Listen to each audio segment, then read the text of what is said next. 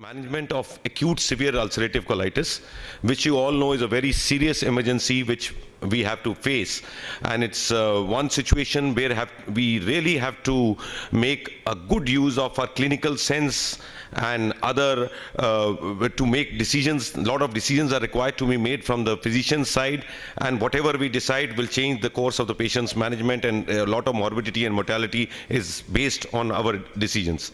So I will be talking about what is current in the management of acute severe ulcerative colitis. As you all know that the disease activity in ulcerative colitis can be in the form of remission, mild activity, moderate activity or severe activity. My talk today is basically based on these patients who had such severe colitis on the sigmoidoscopic appearance, and I'll be talking how to manage these patients who come in a very fulminant situation. Now, first of all, how to define acute severe ulcerative colitis.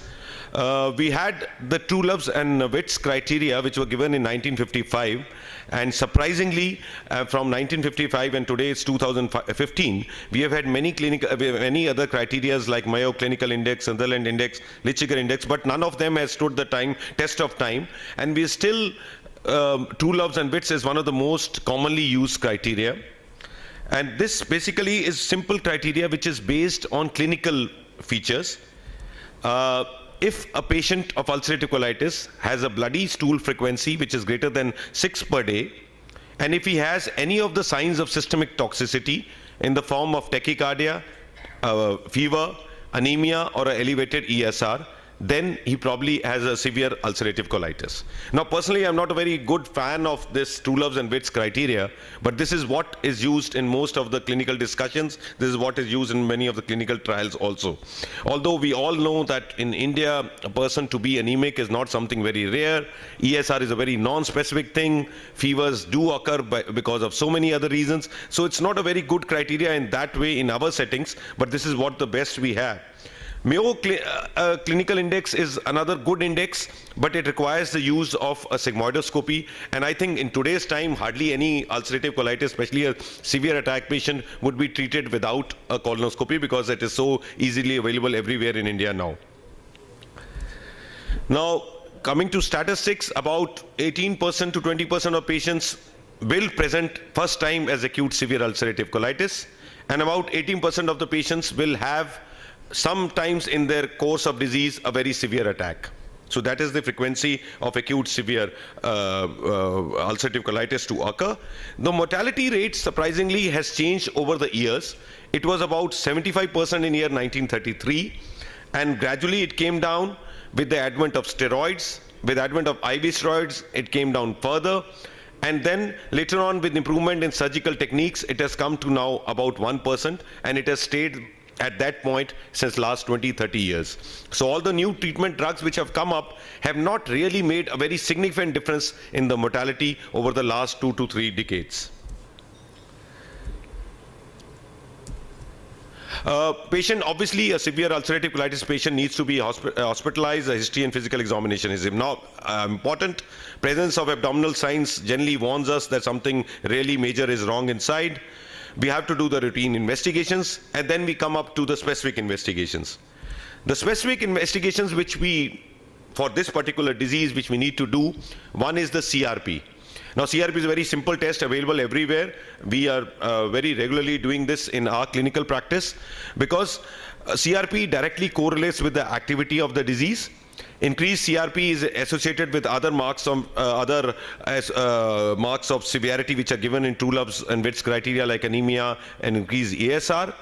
And then CRP can be used. There are certain predictive models where CRP can be used to predict whether this patient is going to fail the therapy and require colectomy or not. Stool culture and sensitivity is recommended by most of the American Association as well as the ECO guidelines. They say that stool culture and sensitivity should be done to differentiate it from infective colitis. Stool C. difficile, this is for pseudomembranous colitis. This is recommended by most of the organizations, but in India we generally don't come across too much of Clostridium difficile, but as far as the guidelines is concerned, all patients with severe ulcerative colitis, a stool C. difficile toxin should be done. A plain X-ray, very simple thing, very useful, should be done in all patients, a plain X-ray abdomen, because it might show certain signs, it might show certain things which can help us in predicting that yes, this patient is may go on to colectomy and this patient may fail medical therapy. And these signs are a colonic dilatation greater than 5.5 centimeters, presence of mucosal islands, and presence of ileus with more than 3 bowel loops of gas.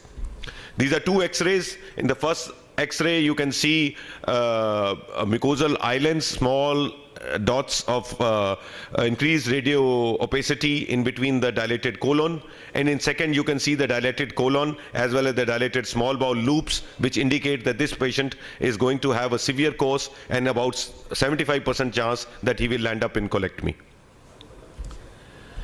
Coming to colonoscopy, which is one of the cornerstone of all the investigations, and it's a very important investigations. Lot of debates there, lot of debates in gastroenterologist mind also, whether to do colonoscopy or not to do. There was a lot of controversies on these issues, but the current consensus is, yes, a full-length colonoscopy can be hazardous and should be avoided. In such situation, not required also, but a limited colonoscopy, a sigmoidoscopy is very useful, and it is very safe also, can be done. Whether to do bowel preparation or not, again a controversy. Now the consensus is that bowel preparation should be avoided, especially if there is colonic dilatation. A local enema is sufficient. And sigmoidoscopy helps us in many ways. Number one, it helps us in confirming the diagnosis that this is ulcerative colitis. Second, it tells us about the severity. Third, it helps us to exclude other conditions like infective colitis, CMV superinfection, which may mimic as acute attack of ulcerative colitis. And fourthly, it can help us in grading the severity because there are certain scores based on endoscopy appearance.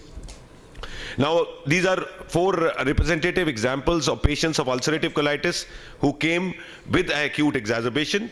In the first, you can see that it's a straightforward acute ulcerative colitis, but there are other things like amoebic colitis in India which we can mimic as acute severe diarrhea, and you may unnecessarily be treating these patients with steroids or other things. There may be patients of Crohn's disease who have been mistaken for ulcerative colitis, and there may be patients of pseudomembranous colitis being mistaken for ulcerative colitis.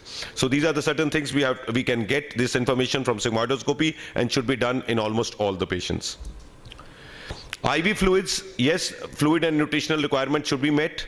Potassium supplementation is important. Magnesium supplementation is important because hypokalemia and hypomagnesemia can precipitate toxic megacolon. There is a lot of debate between enteral nutrition and parenteral nutrition, whether we should be giving IV fluids. There was a concept of bowel rest which was there, very prevalent earlier, but the current studies showed that this concept of bowel rest was probably not correct. There is no need to restrict enteral nutrition unless and until patient has got a megacolon or patient has a ileus when he cannot eat orally. Otherwise, enteral nutrition is the best form of nutrition even in this situation, and it is associated with much lower complications as compared to parenteral nutrition and should be encouraged. Role of IV nutrition is only in cases where there is a colonic dilatation or ileus. Antibiotics, again, traditional practice has been to treat this patient with antibiotics. All the previous regimens, especially the True Love's regimen, they advocated antibiotics. But as new data has come up, it has shown that addition of either metronidazole or aminoglycosides or fluoroquinolins or vancomycin and other antibiotics has not made any change in treatment outcomes. Standard treatment of ulcerative colitis with addition of antibiotics does not offer any help. So antibiotics are really not needed in routine practice, in routine patients. They are only needed in patients where it is the first episode, you are really not sure whether it's a infective colitis or it's a ulcerative colitis. Secondly, if there is a coincidental other systemic infection like a UTI or a pneumonia or something. Thirdly, if patient has a toxic megacolon. And fourthly, if it's just about to go for surgery. Otherwise, antibiotics are not required. Although this is the recommendation and this is the guideline, but I will be honest to say I have not treated a single patient of acute severe ulcerative colitis without using antibiotics. It somehow gives us some sense of safety somewhere. So, but the recommendation is that it doesn't help. Risk of thromboembolism is definitely there in these patients, and it has been seen it is twice as common as normal patients. So whenever the risk is so high, the prophylaxis for venous thrombosis is recommended. And although it really requires a courage for a physician to start anticoagulants in a patient who's already bleeding from, is already passing blood in his stools, but I think you have to believe the scientific data that it does not cause any harm and is useful in preventing thromboembolic episodes. We should be avoiding anticholinergics, antidiarrheal, NSAIDs, opioids.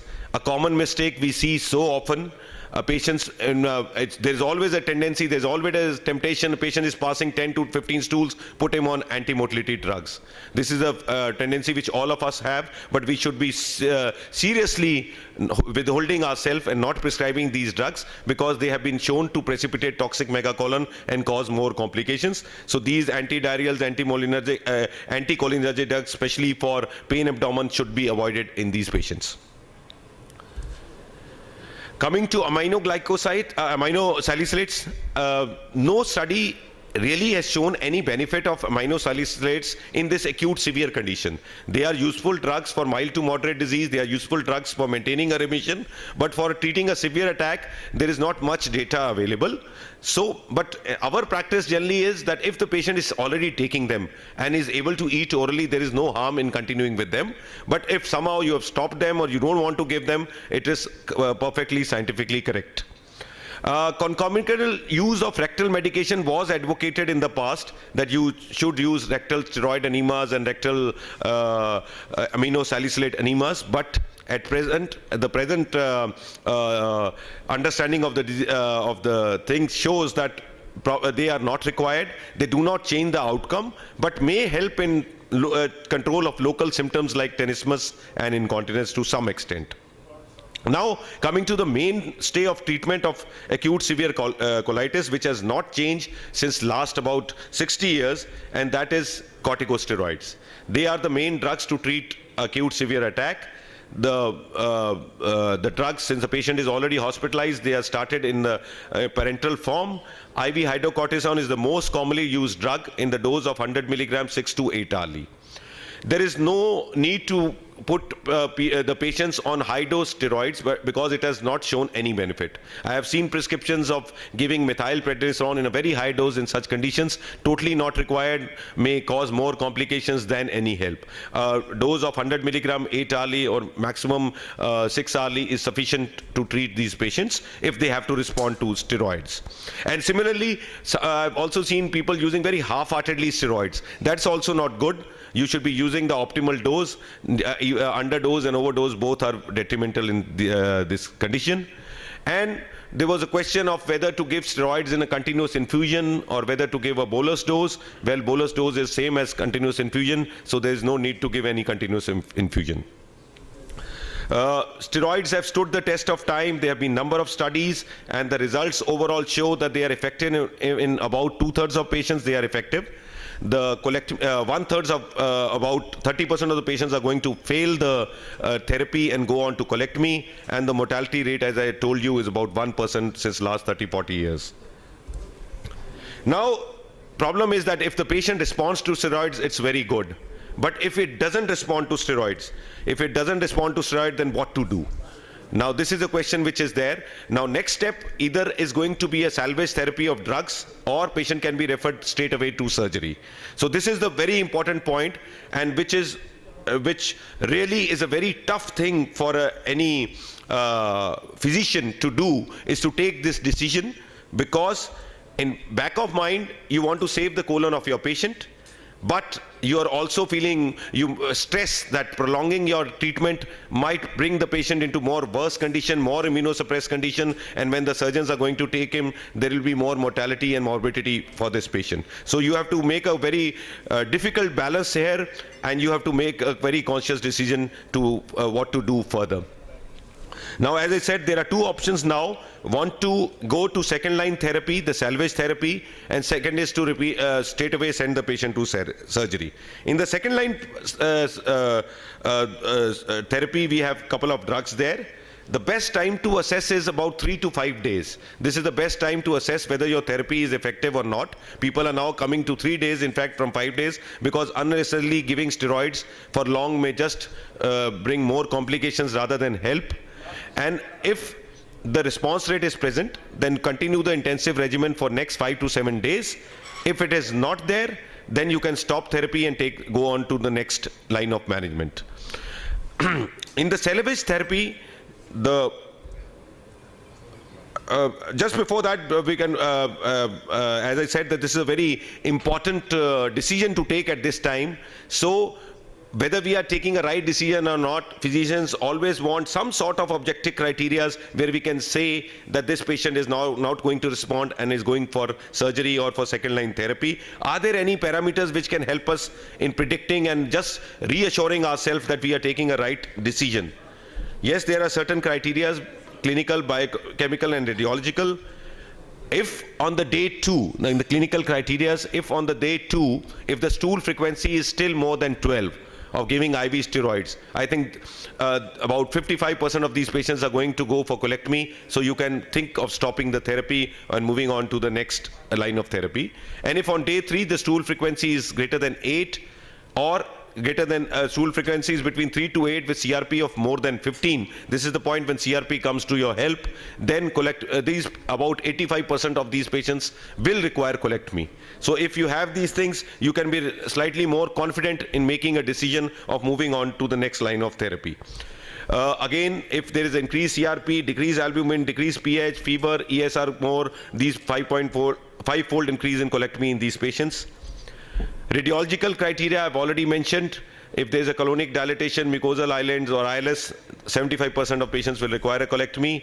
And if on sigmoidoscopy you see some very severe ulcers, almost complete denudation of mucosa, then about 90% of these patients will require colectomy. So you can take these aids before making a clinical decision or putting these patients on a second line therapy. In the second line therapy, the first commonly used drug is cyclosporin. And if we show this landmark trial in New England Journal of Medicine, this showed that if the patients who were steroid resistant were divided into 2 groups, a placebo and cyclosporin, all the patients in placebo group failed, whereas 9 out of 11 in the cyclosporin group improved. There were further trials which I'll be slightly fast here. There are further trials which calculated the dose of cyclosporin to be used and showed that 2 milligram per kilogram, because this is a very toxic drug. So using a heavy dose may bring out a lot of side effects. So it was found out that 2 milligram dose is as effective as a 4 milligram dose with similar results. So 2 milligram per kilogram is the dose which is used. And the question now was that although majority of the patients we were able to achieve a remission in the acute phase, about 80 to 85% of patients, but was it delaying the inevitable for some time? What happens to these patients in long term? Will they continue to be in remission, or they will eventually require a colectomy? So this was again a landmark trial by Cohen and all, which showed that if after achieving a remission, these patients are followed up, majority of them will require a colectomy if they are not treated with immunosuppressive drugs in the meanwhile. So once you have used a cyclosporin, you have to follow it up with immunosuppressive drugs. If you don't use immunosuppressive drugs, majority of them, about 80% of them will require colectomy in about 5 years' time. Whereas if you use immunosuppressants, then probably about 20% of them will require colectomy. So net conclusion about cyclosporins are, dose is about 2 milligram per kilogram, medium time to respond is 4 days, then there is a narrow therapeutic window, and if you don't have facilities for monitoring the cyclosporin levels, then probably you should not indulge in treatment with cyclosporin. You should be careful about the side effects, which include hypertension, nephrotoxicity, risk of superinfection, seizures, etc. And although it is efficacious in about 80 to 85% of patients, long-term efficacy is doubtful. About 80% of patients may require colectomy in 7 years, but this can be prevented by addition of thiopurines, azathioprine, and by which we can significantly reduce the risk for the need for colectomy in future. And another thing, if the patient was already on azathioprine when he presented with acute severe ulcerative colitis, then probably there is no need of giving cyclosporin to these patients. Tacrolimus, nothing, it is also another calcineurin inhibitor, no advantage over cyclosporin. Second major drug and the second class of drugs which are used in acute severe ulcerative colitis not responding to steroids are the biologicals, as madam has already said. Infliximab, which has shown to be effective in these patients and which has reduced the colectomy rates. The initial Pioneer trial showed a decrease in colectomy rate over placebo. And this is a Kaplan-Meier graph which shows that the difference between the placebo and the treated group was significant as far as the risk of colectomy was concerned in next 2 to 3 years. Now, this brings us to another question. We have two drugs, infliximab and cyclosporine. Between the two, what should we use? Now, we have a good meta-analysis by Chang et al. On this issue, and what they showed was that they used 6 studies and pooled in 321 patients and showed that in the results, whether it was a 3 months colectomy rate or it was a 12-month colectomy rate or it was major side effects, all were same in both the groups, whether a patient was treated with infliximab or cyclosporine.